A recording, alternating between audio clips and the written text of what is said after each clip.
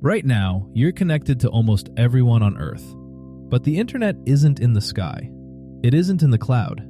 It's down here, in the dark, on the bottom of the ocean, and someone is cutting it.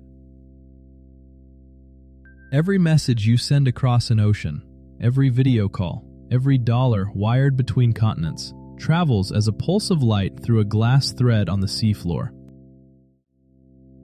There are only about 570 of these cables.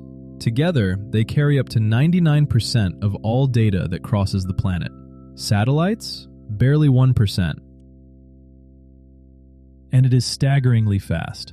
Your message crosses an entire ocean in about the blink of an eye, 60 milliseconds, at nearly the speed of light.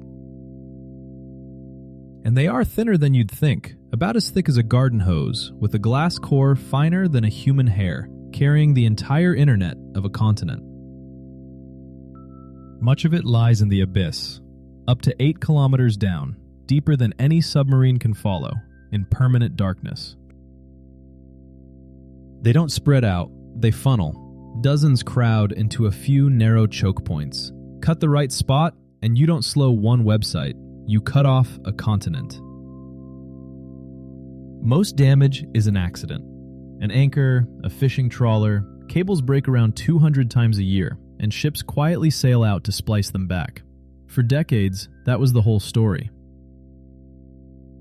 Fixing one is its own marvel. A ship drags a hook across the seafloor, miles below, lifts the broken cable to the surface, and splices it back together by hand.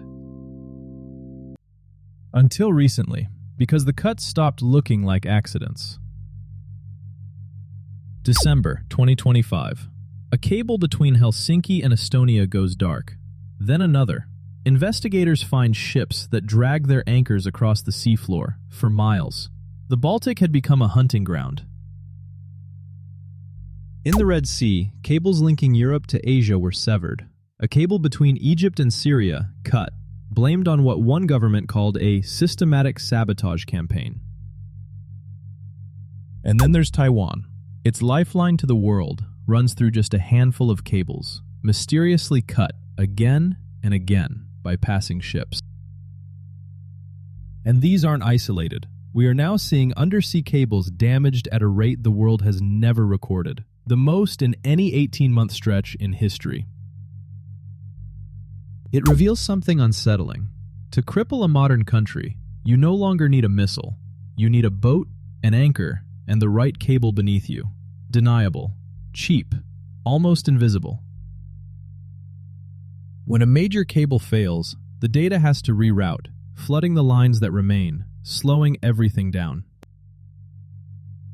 And some places have no backup at all. Tonga, island nations, parts of Africa. One cut and they can vanish from the internet for weeks.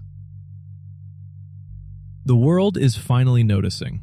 In 2026, the United States, Britain, and Australia signed a pact to defend them, calling these cables the arteries of modern civilization. Think about it. The global economy, your bank, your messages, this very video, all of it runs through a few hundred fragile threads of glass, lying in the dark where almost no one is watching. The most important network on Earth and the most exposed. This was Macroscope. The biggest stories are hiding where you'd least expect them. Subscribe.